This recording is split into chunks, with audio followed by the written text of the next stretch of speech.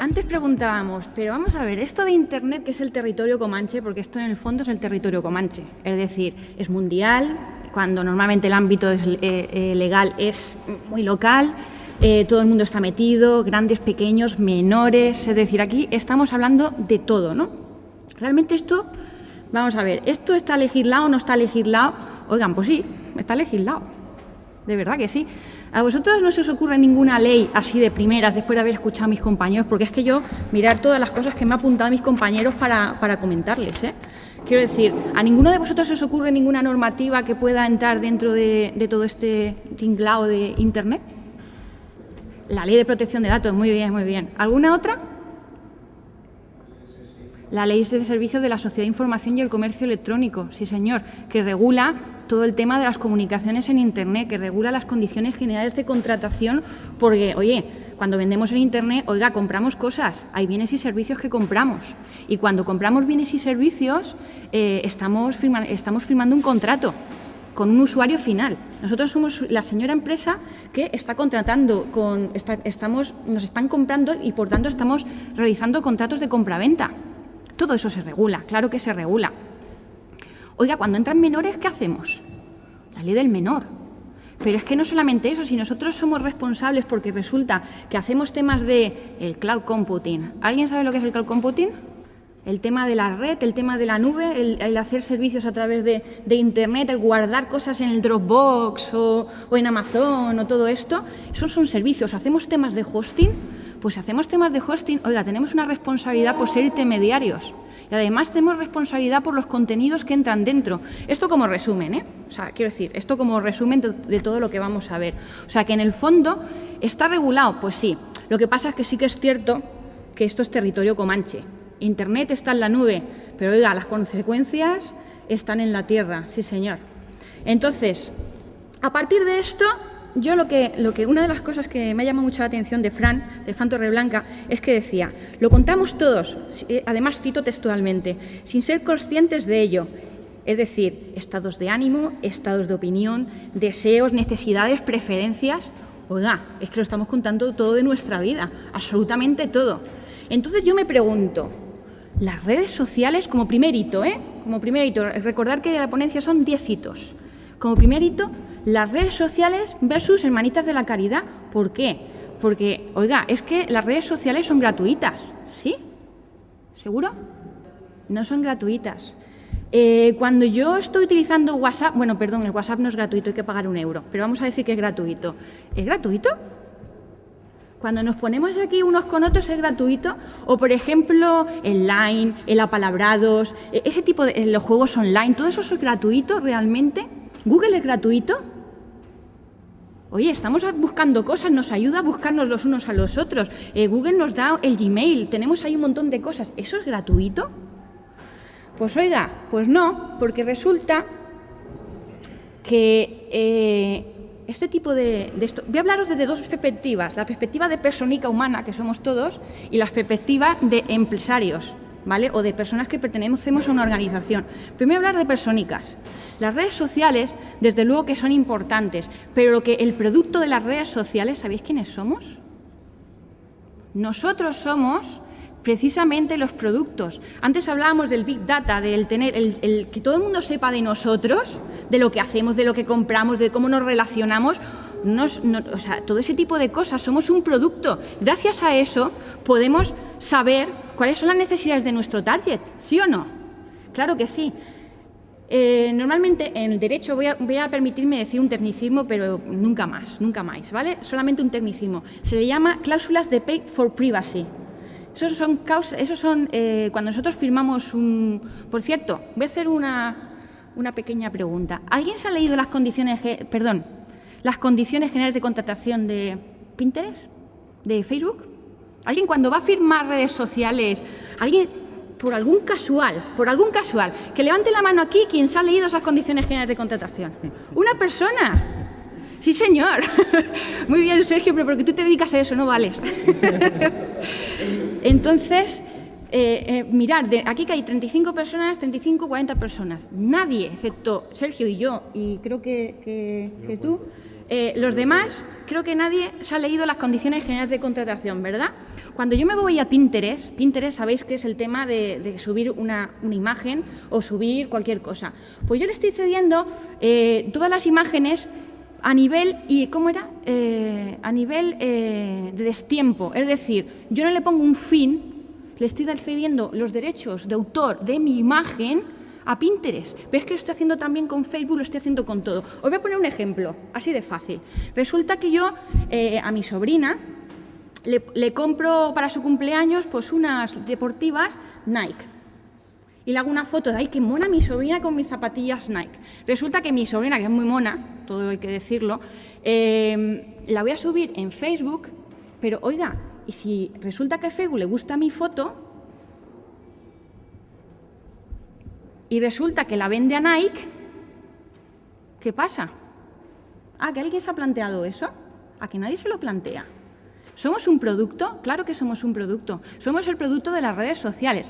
Ahora voy a hablar de esto desde la perspectiva de las personicas humanas, pero ahora voy a hablar, claro, desde el punto de vista del emprendedor. Claro, al emprendedor le interesa este tipo de cosas. Oiga, es que no somos tontos. Vamos a ver, si nosotros tenemos un montón de hábitos, la gente además lo hace porque quiere y además sube ese tipo de información, pues oiga, si es que me lo están poniendo en bandeja.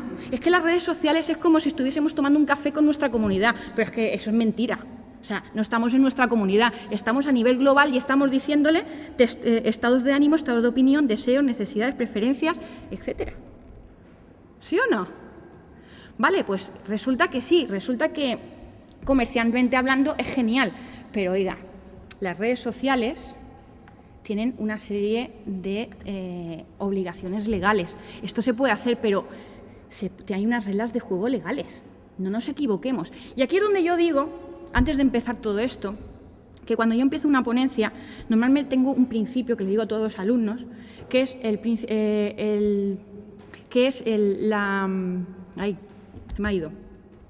la ignorancia es el estado de la felicidad absoluta. Oiga, el no saber las cosas es genial, es fantástico.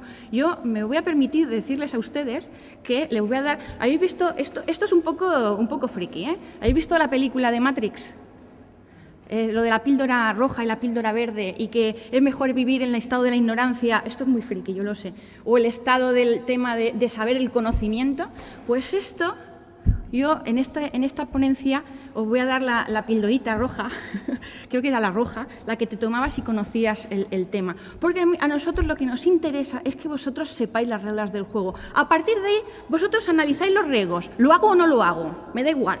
Es decir, porque también os digo que después de mucha experiencia en temas legales, os puedo asegurar que el 100% no lo vais a poder cumplir. Pero sí que es cierto que conociendo vuestro negocio, conociendo lo que vais a hacer, conocer las reglas del juego y luego moverse por ellas. Lo peor de todo es no conocerlo, no saber, vivir con la ignorancia de no saber hacia dónde voy, ¿vale? Entonces, ¿qué es lo que tenemos que hacer? Oiga, pues si nosotros utilizamos redes sociales, primero, Ley de Servicios de la Sociedad de Información y el Comercio Electrónico, es como una web. Entonces, tenemos que tener un aviso legal donde tenemos que decir quiénes somos, etcétera. Además de eso, si subimos contenidos, tenemos que tener en cuenta de que los contenidos pueden pertenecer a terceros. Pues no vale, hay una leyenda urbana que dice, no, si yo subo cualquier cosa, si la han publicado, pues y pongo la referencia, es suficiente. Pues no, en propiedad intelectual no es así. Eso es una leyenda urbana, efectivamente. Solamente se utiliza, el tema de las referencias para temas de formación, no para el tema comercial. Con lo cual, aquí podría derivarse una responsabilidad en materia de propiedad intelectual, así de claro. Más cosas, pues por ejemplo, el tema de los concursos. En Facebook se hacen un montón de concursos, que si yo hago no sé qué, que si yo, resulta que si le das al me gusta, pues te vienes a mi web y te pongo un lápiz, un premio, un lápiz y consigues un montón de me gustas. Porque es que nos vendemos por un lápiz, es cierto. Yo la primera, bueno, yo la segunda, pero en este caso es así. Entonces, oiga, pues se necesitan unas condiciones generales de contratación y se necesitan además unas bases de concurso. Y además, algo ya que nadie hace seguro, eso tiene temas de fiscalidad, que eso nadie lo hace. Es decir, tanto el que recibe como el que da tiene que coger ese producto y pagar Hacienda, agencia tributaria. ¿Eso alguien lo hace? Muy poca gente. pero eso hay que hacerlo. Si hay una empresa seria, eso hay que hacerlo. Básicamente porque aquí en este caso hay dos interlocutores, el que da y el que recibe. Y el que recibe debe saber que el premio tiene temas fiscales también. Más cosas. El cloud computing. El cloud computing, no voy a leeros el rollo pero bueno, lo tenéis aquí por si queréis saberlo. El cloud computing, ¿todo el mundo sabe lo que es? El tema de la nube. Es decir, yo cojo y pongo el ejemplo más práctico. El ejemplo más práctico es, yo tengo en mi empresa un sistema de información que, pues tengo un servidor. Tengo además unos programas que tengo que de vez en cuando tengo que pagar al proveedor para que me venga y me los instale bien, que tengo una serie de mantenimiento, el servidor tiene mantenimiento, etcétera. ¿Qué ocurre? Que me viene un señor, el señor Google o me enseña el señor Amazon y me dice, oiga, usted ya no tiene que tener un servidor donde poner toda la información, usted la pone en la nube y además es que no hace falta que usted esté en la oficina. Usted se va a cualquier parte y puede acceder a esa información de forma, vamos, sin ningún problema. Bien, el cloud computing tenemos que abrirle, yo pienso que el abrazo, como decía Fran, a Internet y a ese tipo de cosas hay que hacerlas. Lo que pasa es que hay que hacerlas bien. ¿Por qué? Porque os voy a decir, en esto nos tenemos que plantear varias cosas con el cloud computing. La toma de decisión tenemos que verlas como emprendedores a nivel económico, técnico y legal. Económico, oiga, es que Dropbox es barato, ante eso yo no puedo hacer más. Es que a veces es gratuito, por no decir casi siempre. Luego ya puedes utilizar otro tipo de cosas. Técnicos, pues oiga, es que yo tengo un mantenimiento que pagar todos los días y que además es que con esto yo me libero de pagar porque eso lo hace Google o lo hace quien sea. Y legal, aquí es donde tenemos que ver si lo primero y lo segundo compensa lo tercero. Aquí el análisis de riesgo que siempre os voy a decir durante toda esta ponencia. ¿Qué tenemos que pensar? Pues en primer lugar, oiga, que cuando yo estoy contratando a un proveedor que va a acceder a mi información y no solamente va a acceder a mi información de empresa, sino a mi información de clientes, de proveedores, de recursos humanos, etcétera. Protección de datos. Entonces, aquí hay una cosa que es hacer un contrato de encargado de tratamiento con los del cloud computing. Oiga, ¿yo eso lo puedo hacer con el Dropbox? Pues oiga, eso lo tendrá que ver con el tema del análisis de riesgos, porque a lo mejor lo que le interesa es tener uno español o ver un poco cómo lo tenemos, porque además esto siempre es un análisis de riesgos. Ver, oiga, esto es lo que tengo que hacer y a partir del técnico, legal o económico, ver si lo quiero hacer o no lo quiero hacer. Pero siempre conociendo lo que tenemos que hacer. Y además de esto, tenemos otra serie de riesgos. ¿Qué riesgos son esos? Pues en primer lugar, ¿dónde se encuentra mi proveedor? ¿Cumpliremos la normativa española y europea? Y es que si está en China o está en Irak, ¿qué? ¿Cumplimos la normativa española? Pues tenemos tratamiento internacional de datos. Y lo dejo ahí porque no voy a explicar lo que es el tratamiento internacional de datos porque no me tiraría aquí 2 horas. Las condiciones generales de contratación que yo firmo, ¿alguien se ha leído las condiciones generales de contratación del proveedor al que yo le doy toda mi información de empresa? Es decir, ¿realmente os habéis sentado y habéis visto el contrato a la persona que yo le voy a dar toda mi información empresarial, absolutamente todo lo que tengo en mi organización?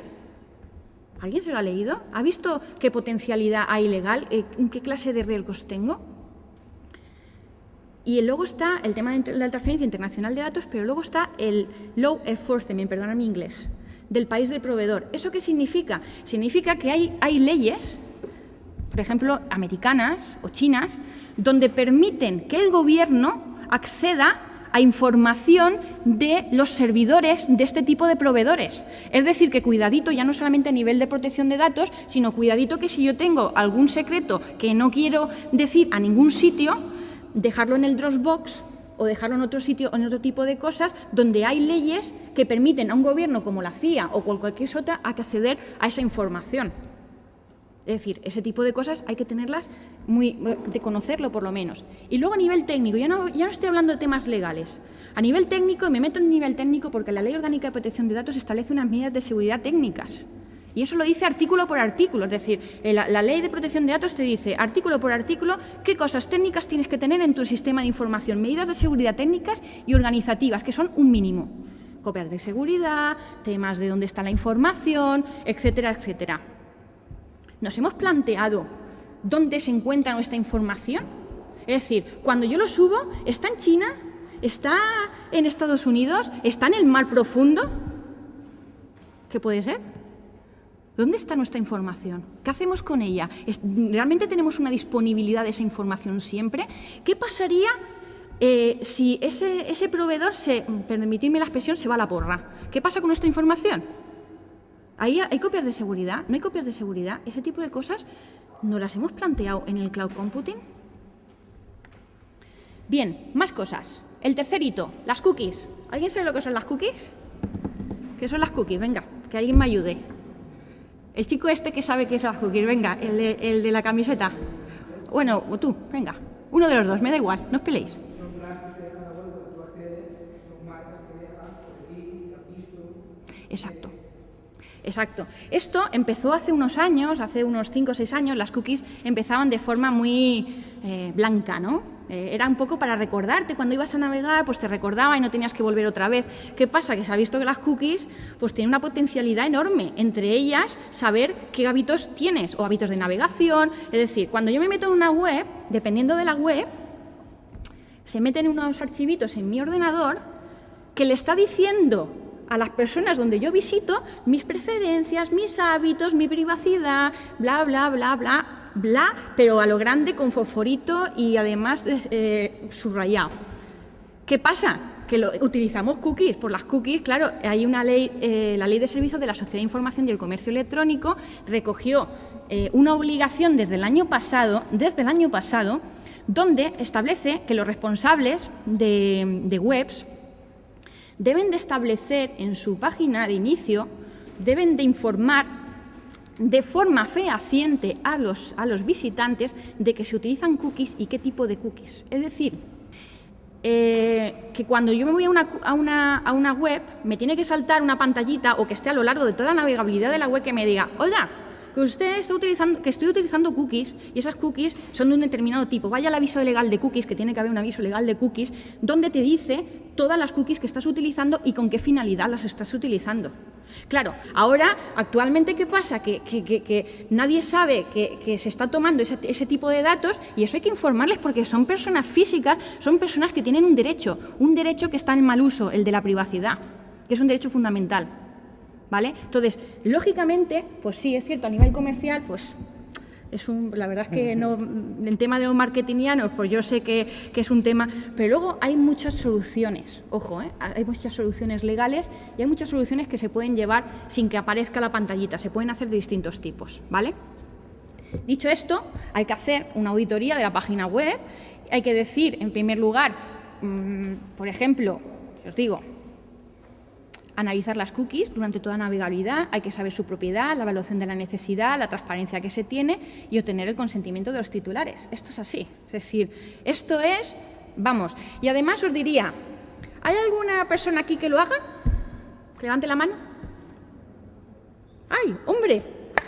¡Qué ilusión me hace! ¿Sí? Perfecto. Perfecto. Pues yo te doy la enhorabuena porque muy poca gente lo hace. Pero esto, ya os digo, esto es un poco como... Hay otro dicho, que esto lo dicen mis alumnos normalmente, que es, oiga, si es que nadie lo hace, pues yo, ¿para qué lo voy a hacer yo? ¿No? Es decir, nadie lo hace. Es decir, vale, bien, yo vuelvo a decir, es un análisis de riesgos. Pues, si no lo haces, estás en tu derecho, pero por lo menos conoce que esto lo tienes que hacer. Y lo tienes que hacer porque, por ejemplo, desde hace un año, esto que se publicó, que se traspuso a la normativa española, no lo ha hecho nadie. Pero si vais al extranjero o veis en Google o lo vais, Google lo está estableciendo, lo pone, y todas las empresas así más o menos grandes lo está haciendo.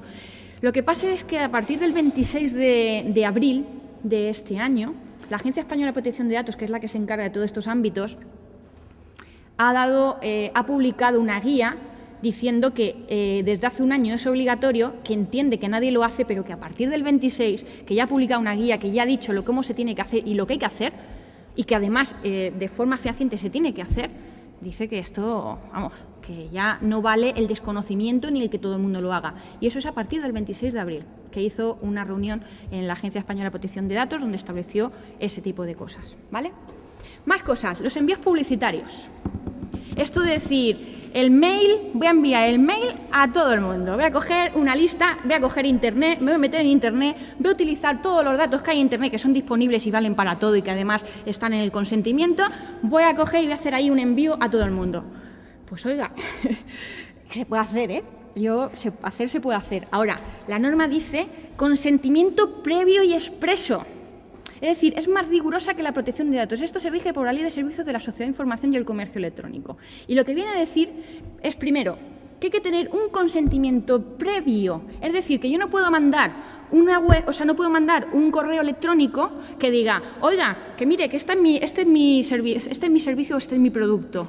Y luego decir, entiendo que me da usted su consentimiento. No, primero hay que enviar un correo diciendo, oiga, ¿le puedo enviar a usted este tipo de servicios? Y luego, una vez que te da el consentimiento, poder enviarlo. O sea, que los mailings y todo esto hay que tenerlo muy claro. Hay una excepción, si son clientes, se excepciona que se entiende que hay un consentimiento previo, pero si no, hay que obtener el consentimiento de este tipo de personas.